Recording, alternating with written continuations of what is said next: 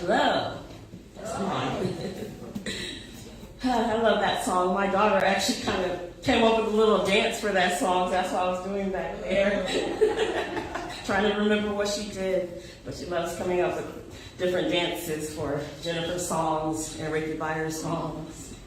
And even Karen Juffer's songs, too. Hello, everyone. So, we learned in the Daily Word today that the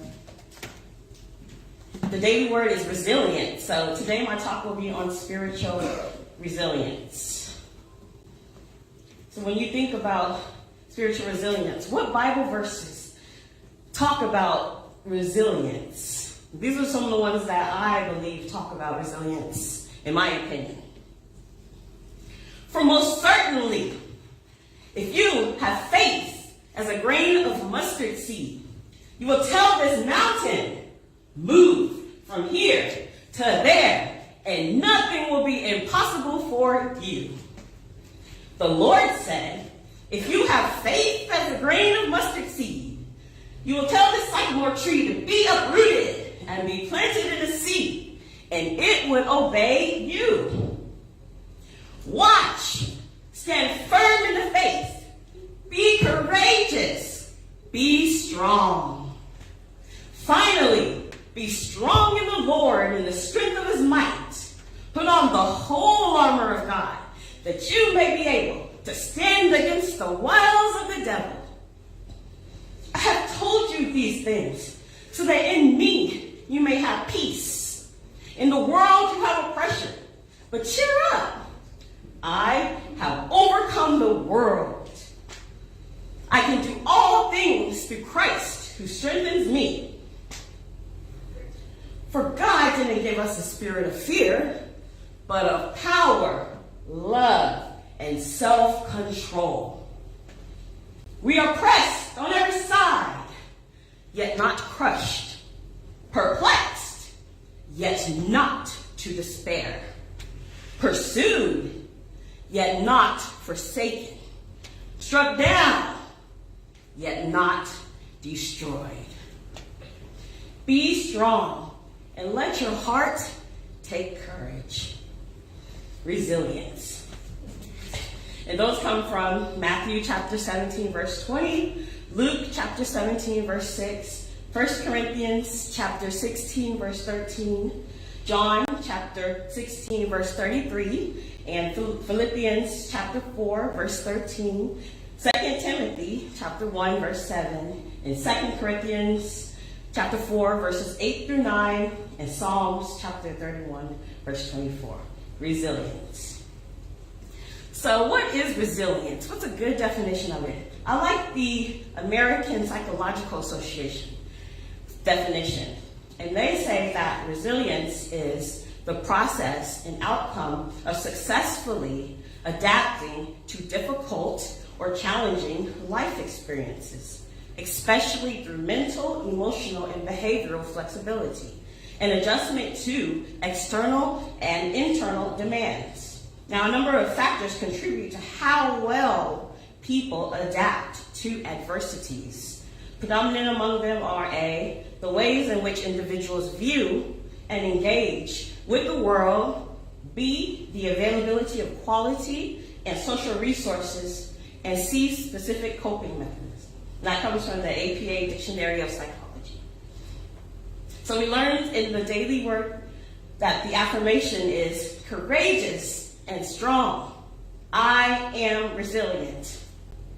Now, co-founder Charles Fillmore didn't specifically define resilience in the Metaphysical Bible Dictionary, but he did define courage, and courage can be considered a synonym of resilience. And he says that courage is a spiritual quality that enables one to remain poised and centered in God amidst great difficulties and even danger.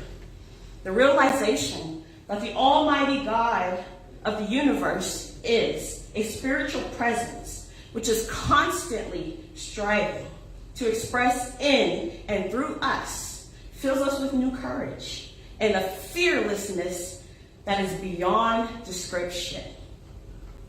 the daily word goes on to say, everyone who gets knocked down from time to time has a choice whether to give up or to get up.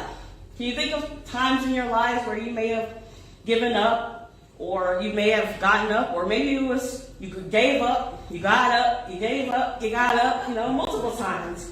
We know that life isn't a straight line. It's a squiggly line. And we're going to go through things. When I think about situations in my life, I can think of one from last month that's not as serious, but it was a challenging situation for me. Now, my kids, they go to karate, and they always send emails saying, we're going to have karate movie night from 6 to 10 on a Friday. And I was like, maybe I should let my kids go to that, because it always says parents should go out, have some fun. And let your kids come and play karate games, have a movie night, and eat pizza. So I was like, okay, I'm going to start taking them there. I'm a single mom of 2, so I don't get a lot of free time by myself. So I was like, okay, I'm going to take them. So I started taking them, but I would use that time to clean the house or grocery shopping and stuff. And I'm like, this is not fun. I should be using this time to have some fun. So maybe a few months ago, I decided to start doing other things. I would take myself out to eat or take myself shopping. And so this past month, I was like, okay, I want to do an actual activity. And I was thinking of things that I used to like to do when I was younger. I like to bowl, like to go skating. I was like, bowling might not be fun by myself, so I'll do skating. Now, mind you, I haven't skated since college. Now, I did go last year with the kids. We went for, my sister was staying with us, and her church was going for a Wednesday skating, all you can eat pizza and drinks. So I was like, okay, I'll take the kids and go. Now, they had never gone skating, so I had to monitor them, and I couldn't really skate myself. I had to monitor and make sure they were okay. But this time, I was like, okay, I'm going to go skating myself. And so after dropping the kids off to the movie night, I'm going to go straight to the skating rink, because I know if I stop somewhere, I'm not going to go. So I went, and I got my skates on, and I was all excited. I started skating on the carpet, see how I would do. So I went out to the rink, and guess what happened? I fell flat on my back. I was like, oh no. And everybody was coming over to me saying, are you okay, ma'am? I'm like, I'm fine. More embarrassed than hurt, but I'm fine. So I had a choice to give up or to get up in that situation. So what I did was I sat down and I just got me an icy drink and just sat there and watched people skate. Seeing the joy on their faces as they were skating around the skating rink.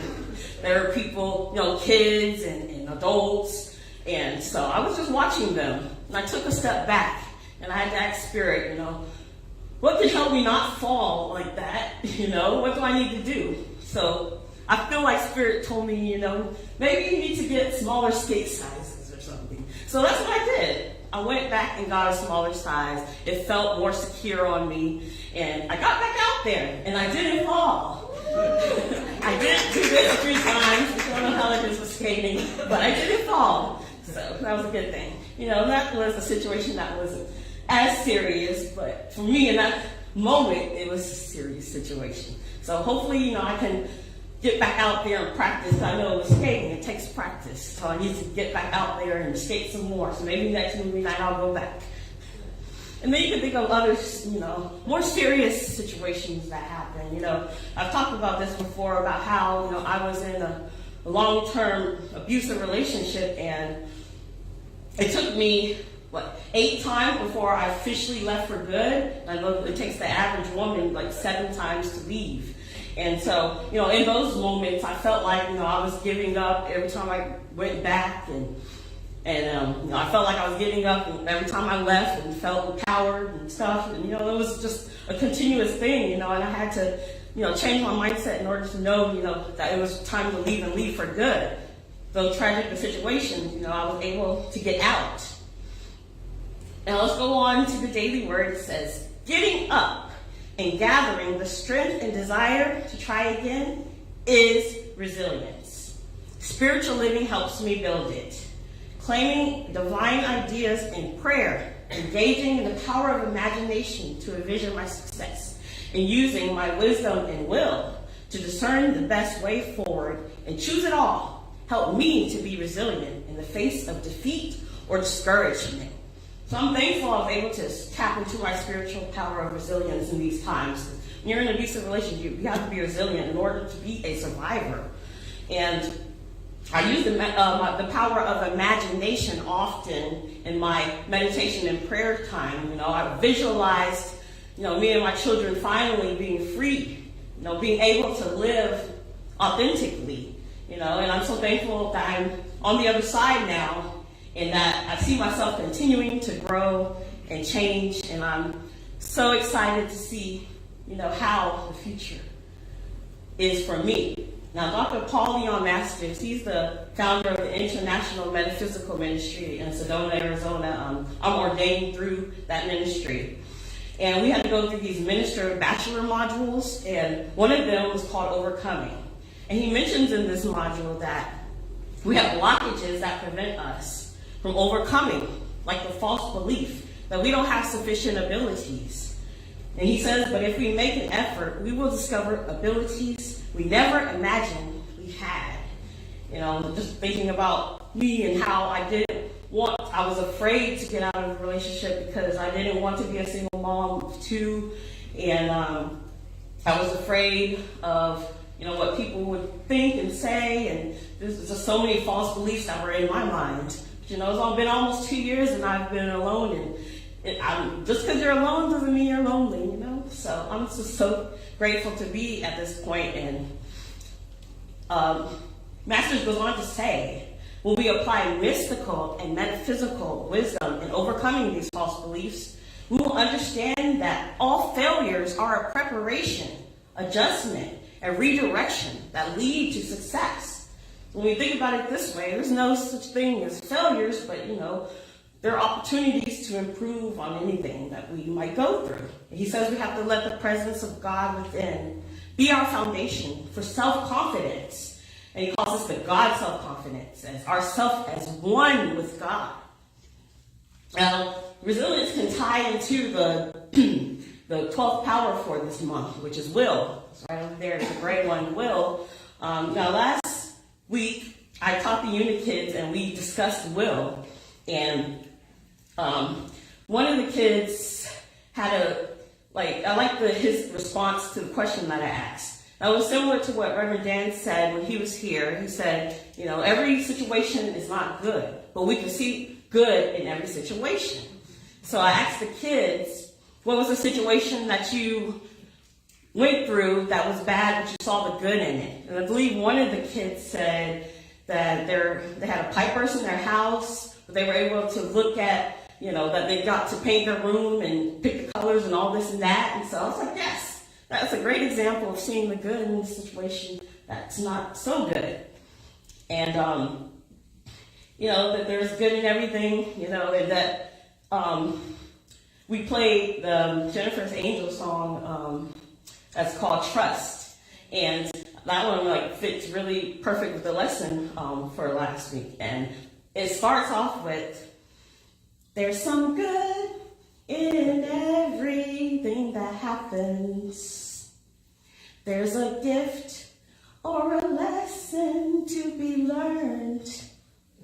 I trust God with everything that happens. And my fear and worry disappears. Trust, trust, trust. Beautiful song, beautiful song. Yeah, I love those angel songs, and I bought them for the kids, but I find myself listening to them, It's good for adult kids as well, so I have it on my rotation. And soon I'll probably know all the words of those songs too.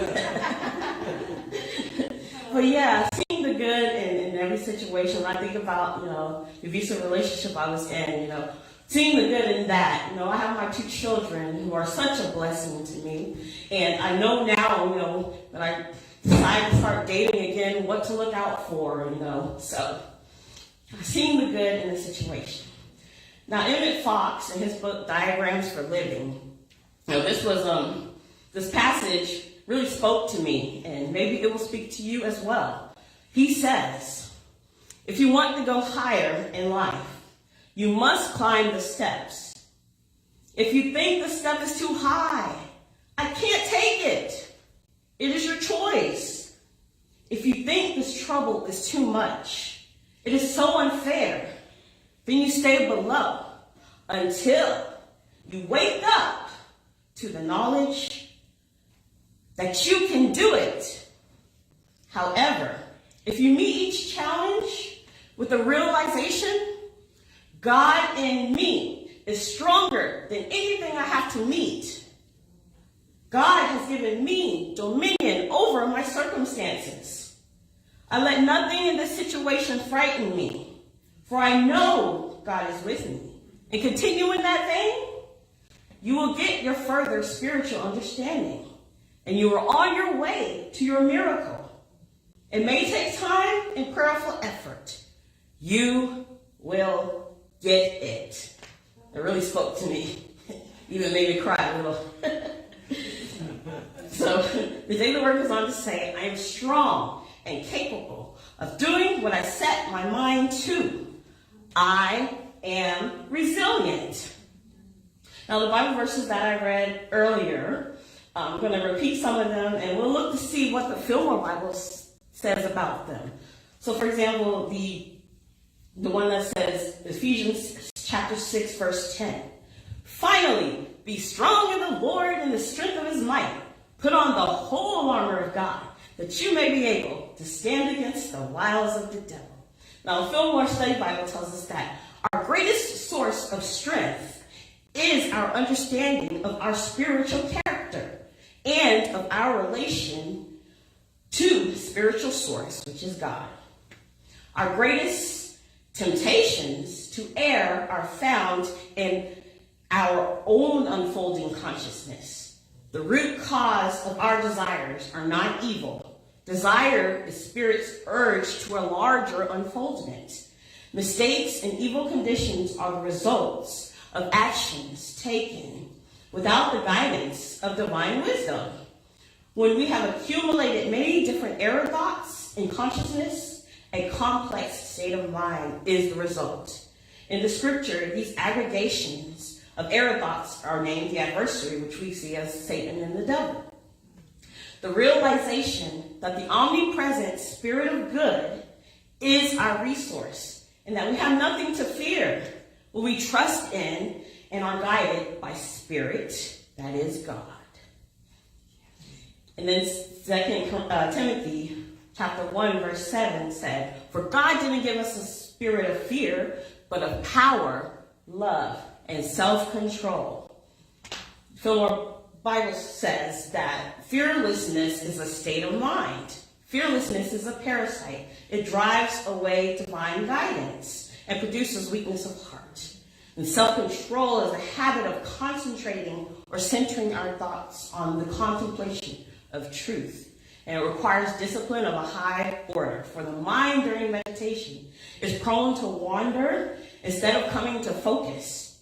It's just like when we're meditating or going into the quiet, our thoughts might wander. But we should bring them back by focusing on the breath, as Reverend Dan always says.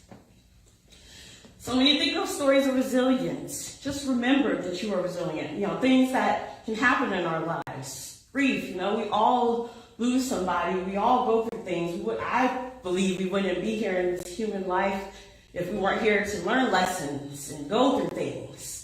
So we're all going to go through things, but we have to remember we are resilient. We all have that spark of the divine within us, that Christ within us, God within us, however you look at it. We have that within us, and we can face anything, grief, losing a job, addiction, depression, illness. Most of us have gone through all of these, and we have to remember to tap into God. We have to acknowledge God within us. Go into that time of meditation and focus on how we can overcome anything that we face in life. And in closing, I want us to repeat the affirmation. from the daily word, and I'll say it a few times, and then we can say it together. And the affirmation was, courageous and strong, I am resilient. Courageous and strong, I am resilient. Let's say it together a few times. Courageous and strong, I am resilient. Courageous and strong, I am resilient. I'm so grateful to be here and to be able to speak to everyone's beautiful smiling faces. And we will go into a time of meditation now. For the meditation, I'm going to read a prayer from Ransom from her book, Every Day I Pray, and it's called In Fear or Anxiety.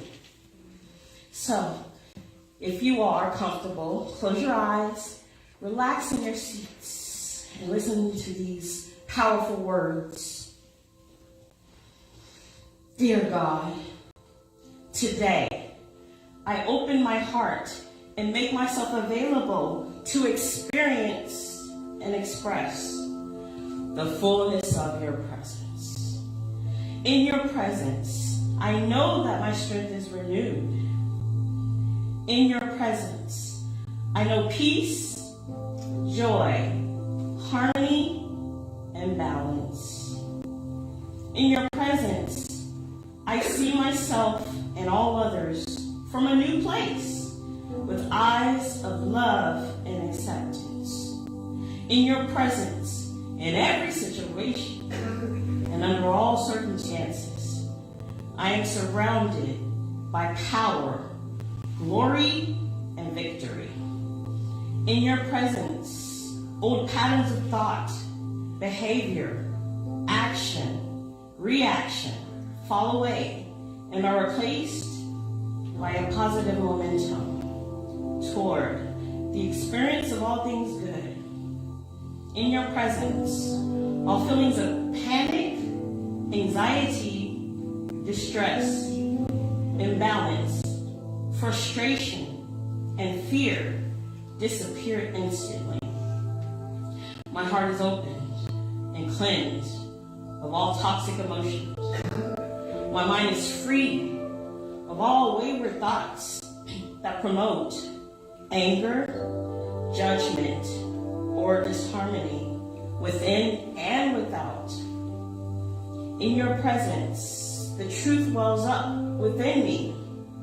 The truth rises up my spine. The truth penetrates my mind. The truth fills my heart. The truth is, I cannot be overwhelmed, overtaken, overshadowed, overrun, or overlooked in the presence of God. Today, through the presence of God within me, I experience all that God is rising up from the root, the core, the essence of my being. Today, through the presence of God within me, I express the fullness of God's glory, which makes all things new. Oh, what a joyful experience it is to know that God's presence is the truth of my being. For this, I am so grateful. And so it is.